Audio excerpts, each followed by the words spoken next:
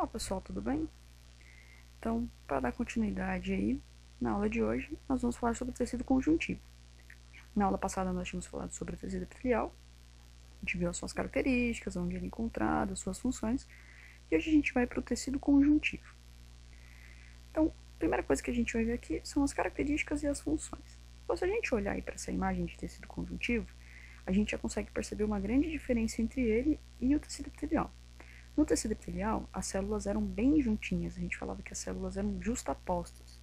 Então, praticamente não tinha substância entre essas células, que é a substância que a gente chama de substância intercelular. Já no tecido conjuntivo, as células, que seriam essas bolinhas roxas aqui, ó, elas estão bem separadas umas das outras, elas estão distantes umas das outras. Então, a primeira característica que a gente vai anotar aí para tecido conjuntivo é que ele apresenta células distanciadas, e como elas estão distantes umas das outras, elas apresentam bastante substância intercelular entre elas, tá? Essa substância é basicamente composta por fibras aí, tem alguns outros componentes, né, mas ela é basicamente formada por fibras. As funções desse tecido aí estão relacionadas com a sustentação do nosso corpo, proteção, o isolamento, o transporte e a reserva de algumas substâncias, ok? São vários tipos de tecido conjuntivo. Então, na imagem aí, a gente tem a articulação de um joelho, né? E ele está mostrando diferentes pontos aí para falar sobre cada um dos tecidos conjuntivos que são encontrados no nosso corpo.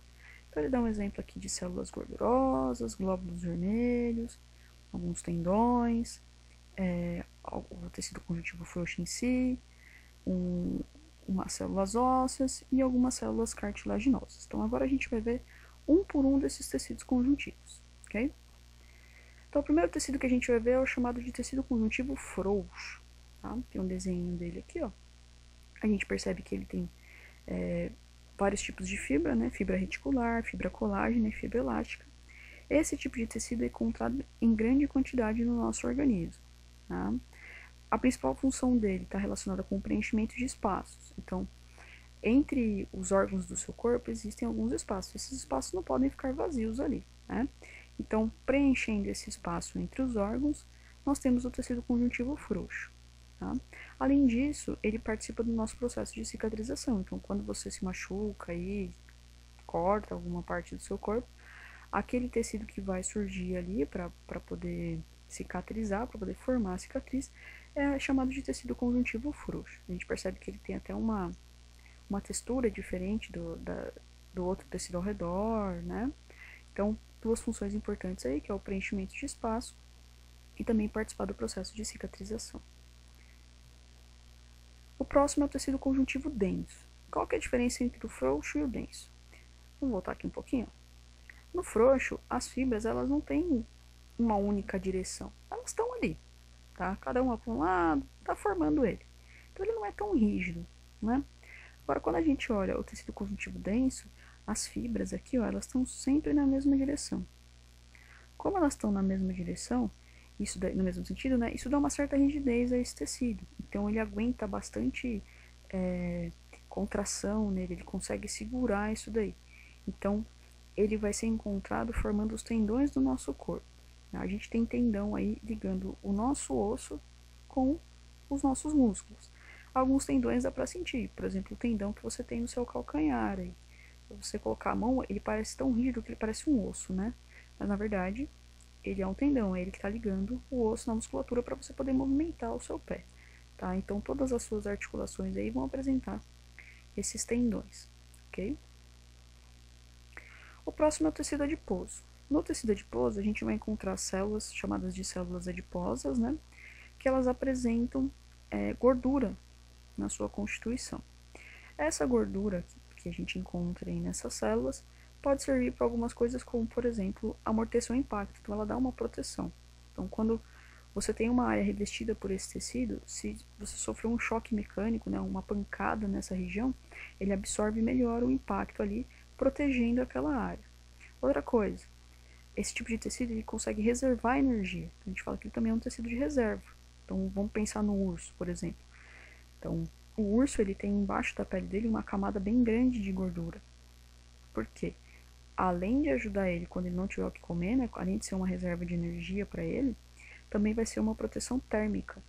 Então, a gordura, ela não é que ela não deixa, mas ela deixa o menos o possível em que você perca calor por meio. Então a gente fala que ela é um isolante térmico. Então ela vai ajudar aí para proteger você contra os impactos mecânicos. Então, se alguma coisa bater numa região onde tem tecido conjuntivo adiposo, ele absorve o impacto, protege ali. Vai servir como uma reserva de energia. Então, você come aí se não gastar tudo que você comeu lá, você vai armazenar. Uma das formas de você armazenar é na forma de gordura, no tecido adiposo. Então, imagina o urso, quando ele vai hibernar, ele come bastante, né, para ele poder ter uma reserva. E aí ele tem essa reserva no seu tecido adiposo. E, além disso, também vai servir como um isolante térmico, que é para que você não sinta tanto frio, ok? Vai evitar que você fique perdendo calor para o meio. O próximo aí é o tecido ósseo, né, tecido conjuntivo ósseo, que ele é autoexplicativo. Então, esse tecido conjuntivo ósseo é que vai formar as células que vão dar origem ao osso do nosso esqueleto. Então, esse daí está relacionado com a sustentação do nosso corpo e, além da sustentação, proteção, né? Que nem, por exemplo, o nosso cérebro está dentro da caixa craniana, ele está protegido aí pelos ossos da caixa craniana. A nossa própria caixa torácica. Então, a caixa torácica está ali para poder proteger os órgãos como coração e pulmão. Sim? E a sustentação em si, que é o que os outros ossos fazem com o nosso organismo. O próximo é o tecido conjuntivo cartilaginoso. Então, ele é formado por cartilagem, né? E essa cartilagem, ela tem uma rigidez, mas não é tão rígida quanto o nosso osso. A gente vai encontrar esse tecido formando as estruturas como orelha, nariz, traqueia, entre os ossos, para que um osso não fique raspando um no outro, né, não fique se atritando um com o outro. Então, essas cartilagens, apesar de apresentarem uma certa rigidez, não são tão rígidas quanto os ossos do nosso organismo, tá? Lembrando que alguns animais eles têm esqueleto formado por cartilagem, ok? No nosso caso, não. No nosso caso, nosso esqueleto é formado por células ósseas, mas a gente ainda tem a cartilagem em algumas estruturas. E o último que a gente vai ver hoje é o tecido conjuntivo sanguíneo. Ele tem alguns outros nomes, né? Às vezes aparece tecido reticular, hematopoético, mas a gente vai deixar como sanguíneo. Nesse daí a gente tem a formação das células do nosso sangue, né? Os glóbulos que formam o nosso sangue, e ele está relacionado com o transporte de gases respiratórios e nutrientes. Então, o transporte do oxigênio e do gás carbônico, para a gente poder fazer a troca gasosa, e também o transporte dos nutrientes pelo nosso organismo. Então, o primeiro tipo de tecido lá, que é o tecido conjuntivo frouxo, ele vai dar um preenchimento para o nosso organismo e proteção também.